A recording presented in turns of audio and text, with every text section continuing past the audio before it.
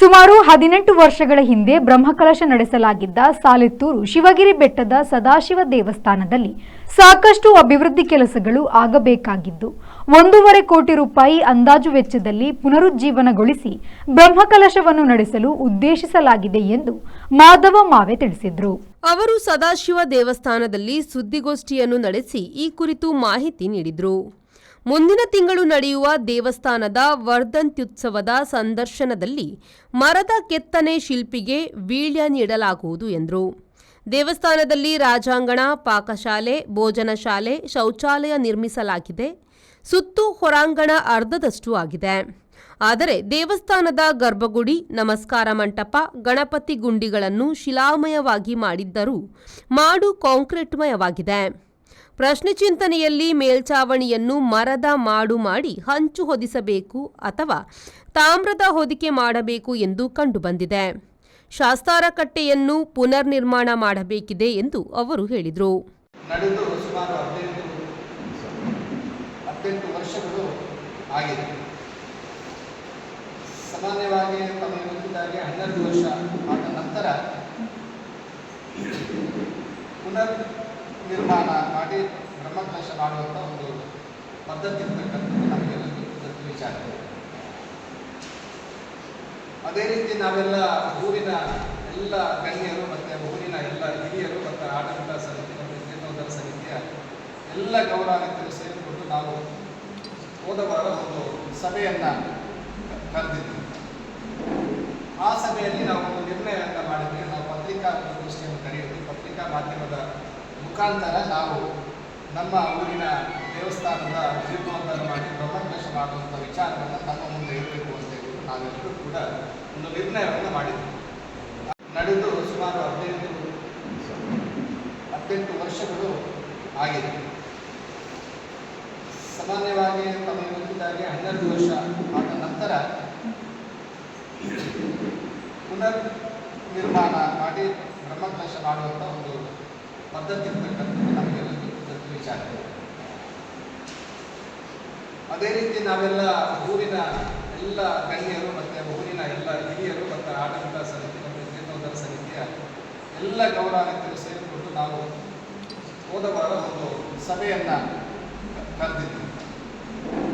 ಆ ಸಭೆಯಲ್ಲಿ ನಾವು ಒಂದು ನಿರ್ಣಯವನ್ನು ಮಾಡಿದ್ವಿ. ನಾವು ಪತ್ರಿಕಾಗೋಷ್ಠಿಯನ್ನು ಕರೆಯಿದ್ವಿ. ಪತ್ರಿಕಾ ಮಾಧ್ಯಮದ ಮುಖಾಂತರ ನಾವು ನಮ್ಮ ಊರಿನ ದೇವಸ್ಥಾನದ ಜೀರ್ಣೋದ್ಧಾರ ಮಾಡಿ ಬ್ರಹ್ಮಕಲಶ ಮಾಡುವಂಥ ವಿಚಾರವನ್ನು ತಮ್ಮ ಮುಂದೆ ಇರಬೇಕು ಅಂತ ಹೇಳಿ ನಾವೆಲ್ಲರೂ ಕೂಡ ಒಂದು ನಿರ್ಣಯವನ್ನು ಮಾಡಿದ್ವಿ. ಆ ನಿರ್ಣಯದ ಮುಖಾಂತರ ನಾವು ಇವತ್ತು ನಿಮ್ಮ ಜೊತೆ ಸೇರಲಿಕ್ಕೆ ಒಂದು ಅವಕಾಶ ಆಗಿದೆ.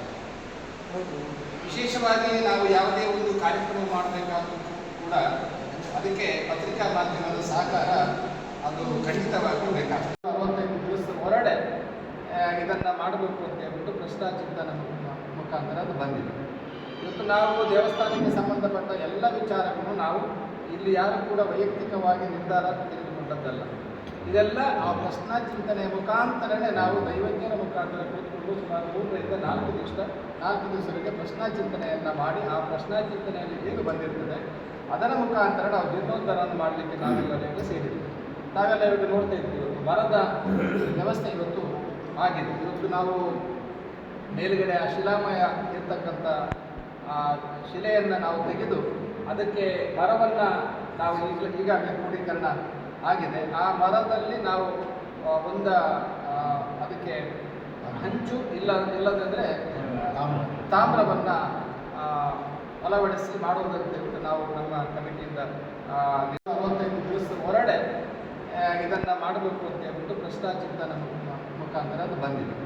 ಇವತ್ತು ನಾವು ದೇವಸ್ಥಾನಕ್ಕೆ ಸಂಬಂಧಪಟ್ಟ ಎಲ್ಲ ವಿಚಾರಗಳನ್ನು ನಾವು ಇಲ್ಲಿ ಯಾರು ಕೂಡ ವೈಯಕ್ತಿಕವಾಗಿ ನಿರ್ಧಾರ ತೆಗೆದುಕೊಂಡದ್ದಲ್ಲ. ಇದೆಲ್ಲ ಆ ಪ್ರಶ್ನಾಚಿಂತನೆಯ ಮುಖಾಂತರನೇ ನಾವು ದೈವಜ್ಞರ ಮುಖಾಂತರ ಕೂತ್ಕೊಂಡು ಸುಮಾರು 4 ದಿವಸಗಳಿಗೆ ಪ್ರಶ್ನಾಚಿಂತನೆಯನ್ನು ಮಾಡಿ ಆ ಪ್ರಶ್ನಾಚಿಂತನೆಯಲ್ಲಿ ಏನು ಬಂದಿರ್ತದೆ ಅದರ ಮುಖಾಂತರ ನಾವು ಜೀರ್ಣೋದ್ಧಾರವನ್ನು ಮಾಡಲಿಕ್ಕೆ ನಾವೆಲ್ಲರೂ ಸೇರಿದ್ವಿ.